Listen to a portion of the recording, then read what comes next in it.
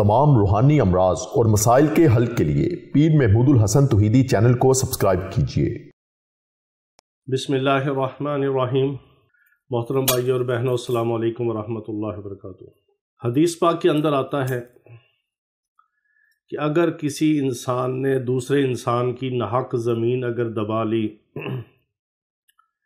یا اس کا کوئی حق ناجائز طور پر غصب کر لیا تو قیامت کے دن وہ بہت سخت عذاب کی شکل میں اسے بھگتنا پڑے گا۔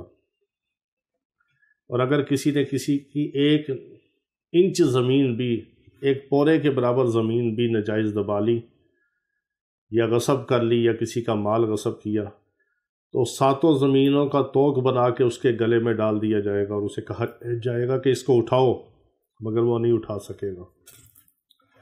اتنا سخت معاملہ ہے کسی انسان کا حق دبا لینا، کسی کا پیسہ غصب کر لینا، کسی کا مال ناجائز طریقے سے ہتھیا لینا، کسی کی جگہ پر، کسی کے گھر پر، کسی کی دکان پہ، کسی کی زمین پہ، کسی کی فیکٹری پہ، کسی کے کسی بھی حصے پہ قبضہ کر لینا ناجائز طور پہ، اس کو ہڑپ کر جانا، اس کو غصب کر لینا اور ناجائز طور پر اس سے ہتھیا لینا، اور کسی کا پیسہ دبا لینا، کسی کا حق مار دینا، کسی کا حق نہ دینا، یہ بہت بڑے ظلم کی بات ہے، بہت بڑے اللہ کی ناراضگی کے دعوت دینے کی بات ہے۔ یہ ہر حال میں ہمیں یہ بچنا چاہیے، اس سے احتیاط کرنی چاہیے۔ بہت سارے لوگ بیچارے اپنے مسائل لے کے آتے ہیں کہ فلاں بندے نے ہماری زمین پہ قبضہ کر لیا، فلاں بندہ جو ہے وہ ہمارا پیسہ کھا گیا، کاروبار کا جانسہ دے کے کھا گیا، پرافٹ کا چکر دے کے کھا گیا، اور کسی نے کسی کی زمین پہ قبضہ کر لیا، کسی کی جائیداد پہ قبضہ کر لیا، کسی کو وراثت میں حق نہیں دیا، کسی کی فلاں چیز کو ہتھیا لیا۔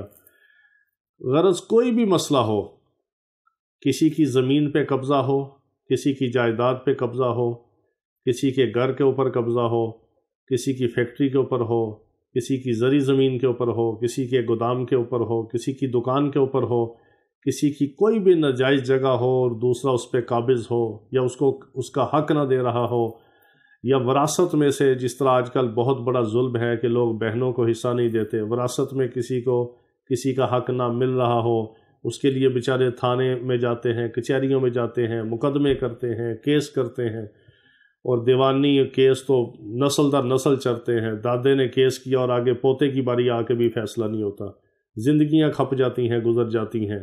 اپنا حق لینے کے لیے انسان کی جائیداد بک جاتی ہے، موت واقع ہو جاتی ہے، مگر حق نہیں ملتا۔ اتنا بڑا ظلم ہے ہمارا جو معاشرتی نظام ہے، ہمارا عدالتی نظام ہے، اس میں انصاف نہیں ہے، کسی کو کسی کا حق نہیں ملتا۔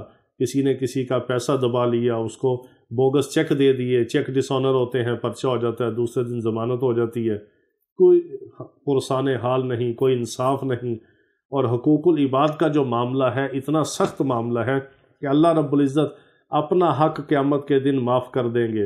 حقوق العباد کے معاملے میں جب تک وہ بندہ اس بندے سے معافی نہیں مانگے گا، یا اس بندے کے گناہ اس کے اوپر نہیں ڈال دیے جائیں گے، یا اس کو اس کی نیکیاں نہیں دے دی جائیں گی، اس وقت تک وہ معاملہ برابر اور صاف نہیں ہوگا۔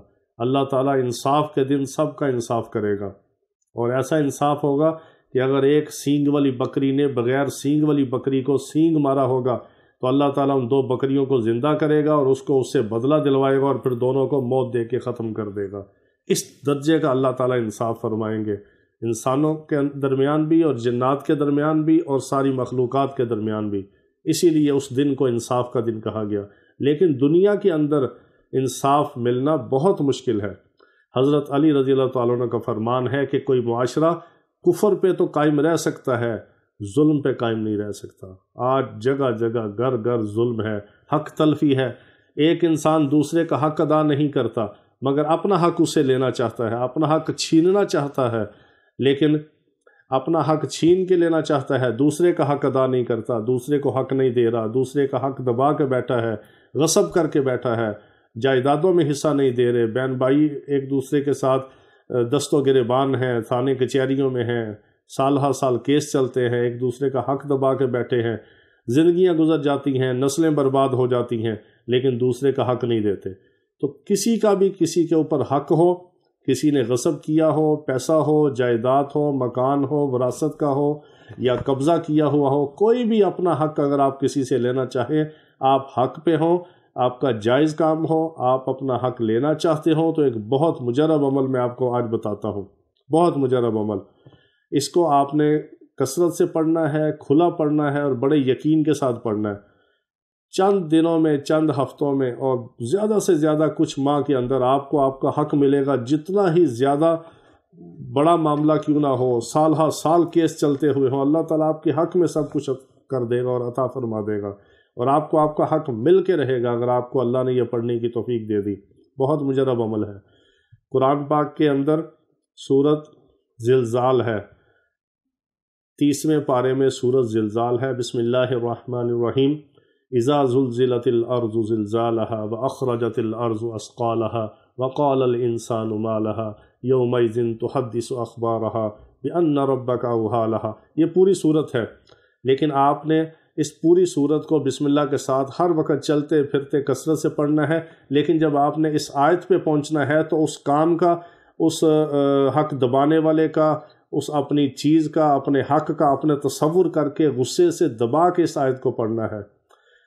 کہاں سے؟ بسم اللہ الرحمن الرحیم۔ اذا زلزلت الارض زلزالها واخرجت الارض اثقالها، یہ جو دوسری آیت ہے، پہلی کیا ہے؟ اذا زلزلت الارض زلزالها، دوسری آیت جو ہے سورۃ زلزال کی، واخرجت الارض اثقالها، اس آیت کو آپ نے غصے کے ساتھ دبا کے اور یقین کے ساتھ اور اس کام کی، اس بندے کی، اس ناجائز قابض کی اور غصب کرنے والے کی نیت کر کے، تصور کر کے آپ نے پڑھنا ہے۔ وَأَخْرَجَتِ الْأَرْضُ أَثْقَالَهَا۔ اس طرح آپ پوری صورت کو چلتے پھرتے پڑھتے رہیں، دوسری آیت پہ تصور کرتے رہیں اور غصے سے دبا کے پڑھیں۔ چند دنوں کے اندر آپ دیکھیں گے وہ آپ کے پاؤں پڑھ کے آپ کو پیسہ دے گا، وہ آپ کے پاؤں پڑھ کے آپ کو آپ کا جائیداد میں سے حصہ دے گا، حق دے گا۔ جو چیز آپ کی ناجائز قبضہ کی ہوگی وہ آپ کو آپ کے پاؤں پڑھ کے دے گا۔ بہت مجرب عمل ہے، اس کو یقین سے کریں، دوسرے مسلمانوں کو بتائیں، سب کا فائدہ ہو، سب کا بھلا ہو، ہمیں بھی دعائیں ملیں اور لوگ بھی آپس میں جو ہے ایک دوسرے کا حق مارنے سے، حق دبانے سے باز آ جائیں۔ اللہ تعالیٰ سب کو ہدایت عطا فرمائے اور سب کے مسئلے اللہ رب العزت آسانی کے ساتھ، عافیت کے ساتھ، خیر کے ساتھ حل فرمائے۔ وآخر دعوانا ان الحمد للہ رب العالمین۔